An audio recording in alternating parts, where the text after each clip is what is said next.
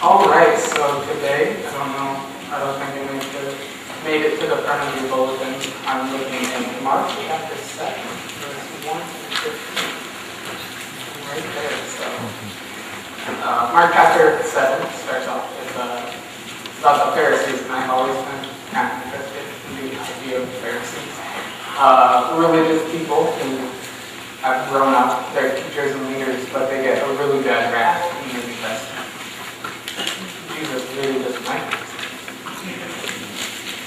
And I've always wanted to be like, why is that? Like, where did these Pharisees go wrong in their religion, in the way that they worship that warranted them in some ways a villain in the New Testament? Because as much as I don't want to say it, I've also done the church my entire life, and there may or may not be one or two parallels between at least myself and where these Pharisees are coming from. I'm going to start with Mark 7, 1 through 15. Can you read it? The Pharisees and some of the teachers of the law who had come from Jerusalem gathered around Jesus and saw some of his disciples eating food with hands that were unclean, that is, unwashed. The Pharisees and all Jews did not eat unless they give their hands a ceremonial washing, according to the traditions of the elders.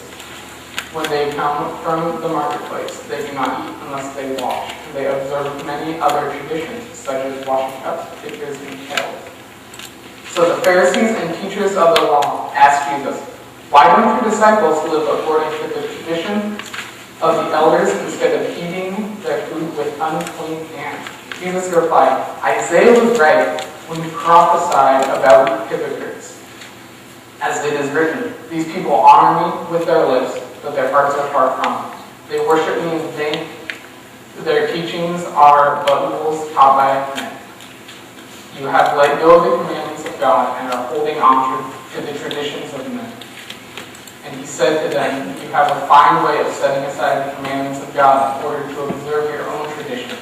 For Moses said, 'Honor your father and mother,' and anyone who curses his father and mother must be put to death.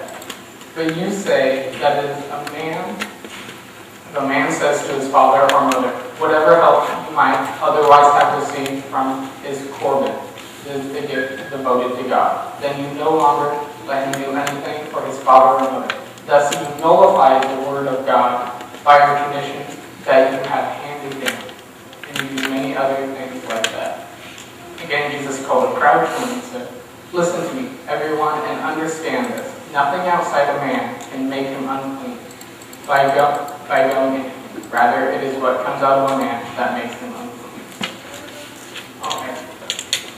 So right there you can kind of see one reason why Jesus didn't particularly like the Pharisees. So I'm going to explore that a little bit. First of all, looking at the Pharisees themselves. They came into being after the Maccabean revolt, which is kind of the Old Testament and the New Testament.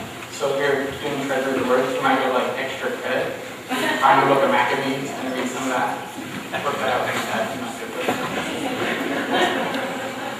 But they believed in a twofold Torah, if you will. They believed in the written Torah. They also had their oral traditions that they passed down from generation to generation. And in their interpretation of their scriptures, in many ways they read their own thoughts into the scripture. They used the scripture to attack their contemporary problems that they were having at that time.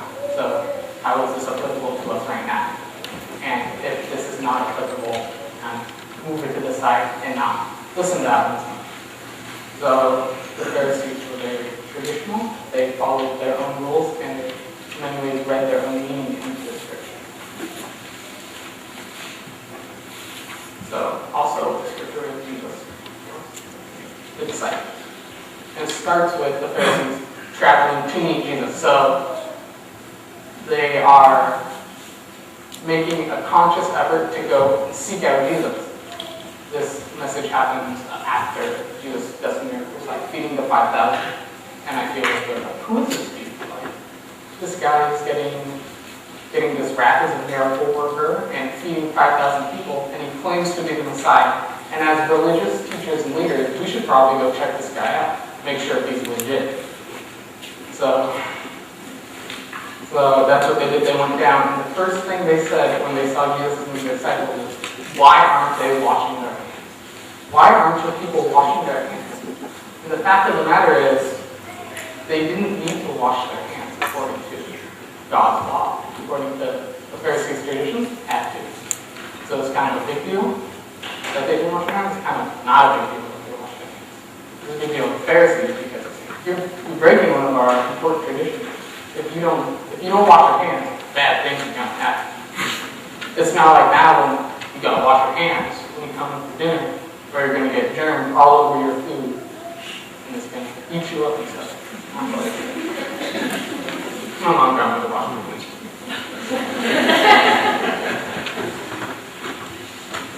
So, where did this idea of hand washing come from? Because originally it came from the Bible. It came from Leviticus. It was the priests entering the temple. They had to wash their hands before they came before God. And you see Exodus 30, 17 to 21, when they entered the tabernacle and came before them, they had to wash their hands to make sure they were clean. And if they weren't, God said, those 30, smite. And also in Leviticus 15, it just said wash after bodily discharge, which neither of those were applicable to the disciples. Of course, they were in the tabernacle, fishermen, tax collectors, and they're eating lunch. So, not that big of a deal. But according to the Pharisees, whose traditions had come over years and years and years, washing their hands was a very important thing to do. And by the Pharisees saying, hey, why are these disciples not doing this? They were also saying, this is Jesus guy, I don't know if he can be Messiah, because if his disciples don't follow our rules, the teacher obviously doesn't care about our rules either, he's not enforcing them. So Jesus, the nice guy he is, has some choice words for them. He says,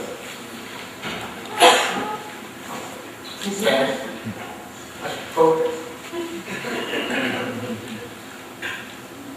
Isaiah was right when he prophesied about you hypocrites. Now, why are these Pharisees hypocrites? They follow them. They're the ones washing their hands, right? They're following their own laws. So this must have been a shock to be called hypocrites by some guy whose disciples don't wash their hands. Where does this guy get off? He's claiming to be the Messiah, and he's running around to these guys, not washing his hands, eating fish every day, I assume, because they're fishermen, hanging out with tax collectors. Who does this guy think he is? But Jesus goes even one step farther in quoting Isaiah, a book that they all knew, being leaders and teachers. They knew the context behind Isaiah, a split Israel being taken over because of their inability to follow God's commands. So he says, these people honor me with their lips, but their hearts are far from me. They worship me in vain. And imagine someone coming up to you and saying that. Because these Pharisees, they didn't think they were doing anything wrong. They thought they were in the right. So someone coming up and say, hey, why didn't you wash your hands? They might not have said it that necessarily. Hey, why are you washing your hands? Like, who? And Jesus just, in a sense, just goes off on them, quoting, prophesying about them, saying, this prophecy is fulfilled. How would you feel to be that guy that fulfilled the prophecy about the hypocrite whose worship isn't loved by God? Like, that would make you angry right there, especially if you're a leader and you're a teacher. So Jesus right there is ruffling some feathers. But Jesus also, he's like, I'll just leave that right there. I'll tell you why. Because it's important to know why what we're doing is wrong. Because they could easily like, you're wrong, I'm out of here. But Jesus says, I want you to do the right thing. I'm going to tell you what you're doing wrong and hopefully that you'll change. That you'll change. And he uses this example of religious Corbin, which is setting aside money for God, which a good thing, right? You can see why a tradition for the Pharisees, setting aside money for God's temple. That's a good thing. But Jesus says, you've lost the meaning of what that actually is. You break one of God's commandments, honor your father and mother, which, at least I know, I don't need any help breaking that one.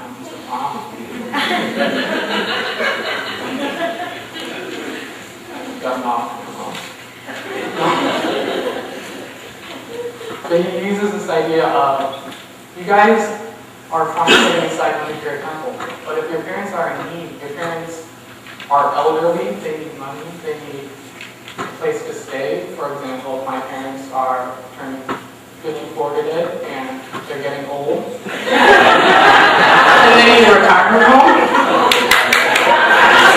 53? Oh my goodness, I'm getting that's out of it. And they need a retirement home, and I'm like, I have this money for the church. I'm sorry, I can't pay for your senior body to get you to retirement home. I'm breaking a commandment right there, because I'm not helping my parents. I'm not honoring my father and mother. But according to the Pharisees, they're like, no, you're okay, just give it, because it's God's money. We're putting God in the money. And Jesus says, I have these rules set in place, these things. You can try to get them, but it's not going to work. You can try to justify what you're doing, but when it comes down to it, you're still breaking my laws. That comes down to the Pharisees reading their own ideas in Scripture, and that's a lot of what it comes down to.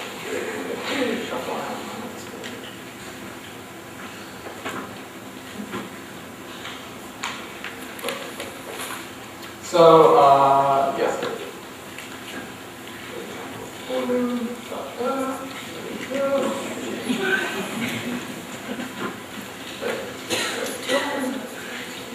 Yes. So I feel like this is where if my idea of getting it for myself comes in this next part of this book, because Jesus calls it tragic moment. He doesn't just leave it for the Pharisees, and I'm sure the Pharisees love Jesus calling it tragic about that. He's like, you terrible people, you need to change. And he says, hey everybody, listen to this.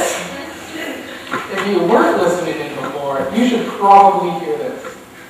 Listen to me, everyone, and understand this. Nothing outside a man can make him unclean by going into him. Rather, it is what comes out of a man that makes him unclean. The Pharisees were so caught up in setting themselves apart, and I believe that's something that I can do, something the church can do. We can be so set in our ways of washing our hands with things instead of finding out what really needs to happen, our ideas of this is the way it's always been. I made this really cool tradition from at Christmas, and if I remember it next year, it would probably become a family tradition. So this idea is called the present platter. This is a good one. What I would do, we had this platter up for some reason, looking at it, and I'm like, this is our present platter. What we're going to do is we're going to put a present on it, and we're going to hand it to people on a platter. How nice is that? Here's your present. But let's say 10 years down the road, that tradition is going strong, and we are so focused on giving people presents on that platter that we forget why we're giving people those presents. We forget the reason for what we're doing. And that's a lot what the Pharisees' tradition came down to. An oral tradition. That's down generation after generation that in many ways lost its meaning after a while. They became so caught up in their day-to-day ceremonial traditions, and it took them farther and farther away from the real reason they should be doing things. I believe that can happen in anything you do, especially in a church,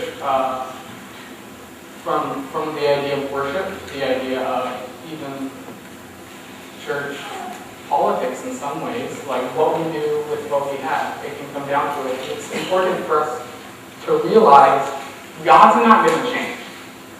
We can find a way of finding loopholes in our own mind that say, this is fine. Like, I'm following this part of the law. I'm giving to God. I'm following this part of the law. But at the same time, you're neglecting another part of the law, honoring your father and mother. So it's the idea of, I can do it, but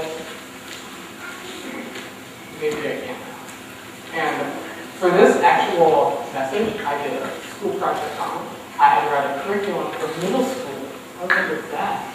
And I used this passage in a little different context, but I used the same idea of but. Like, I'm doing the right thing, but. And my teacher, he reviewed it and he said, this reminds me of a great story I heard when I was out preaching somewhere about a German minister who didn't know English super well, and he was saying about the same thing. He's saying, well, the idea is some people have bigger butts than other people. Some people, the butts are very small. They try to get away with little things. Some people's butts are very big, and they try to get away with really big things. And the idea of this German guy having no idea speaking to probably got some people just like he did right there. So that's the idea I think I've come to when it comes to the Pharisees. They're trying to define a God by human standards. They're trying to say, we know better than God what we're supposed to do. We have an idea of, this is important right now because it's relevant right now. And if it's not relevant to me right now, I can kind of push that aside and say, we'll worry about that when it crops up again. So God says, I got these real sense, but I'm sorry if you don't like it, but that's what it's going to take. And Jesus lays down some tough love on these Pharisees, saying, you wicked people, you honor me with your lips, you talk a big game, you wash your hands. That doesn't mean anything if you're persecuting people that are doing the right thing. If you're not actually following my commandments. If your number one priority is washing your hands and not following my commandments, you're doing something wrong. You worship me in vain. In the end, Jesus says, it's what? It's from the inside that we do good things, not from the outside. We cannot possibly gain, but God knows what's on our inside. And if our inside, then it's our heart. But if our heart isn't in the right place, then I'm sorry. Your worship doesn't mean anything. And I really want you to. I really want you to figure out what's important. But at this time, you Pharisees, I'm sorry, you're not making the cut. So, this is interesting to me reading this chapter. It opens my eyes to, yeah, these Pharisees, they thought they were doing the right thing, and they continue to think they were doing the right thing. Because they said, who's this low carpenter guy telling us what to do? We worship God in the right way instead of looking back and saying, maybe this guy's better, maybe even though he's a carpenter who has followers who are fishermen, excellent things. So when it comes to me criticism about the way I choose to live or what I follow, it can come from anywhere. It's not just Pastor Steve who should be saying, you need to straighten up, which of course I'm probably going to need thumbs up, but if that comes down to it, maybe it's that carpenter who's helping people that is saying, probably reevaluate where he comes from. Or, plug number 2 of the day, we should dig deep into our Bibles and treasure His Word. Reading through the Bible chronologically from Genesis to Revelation to figure out what God's actually. This message may be a little shorter than I can, but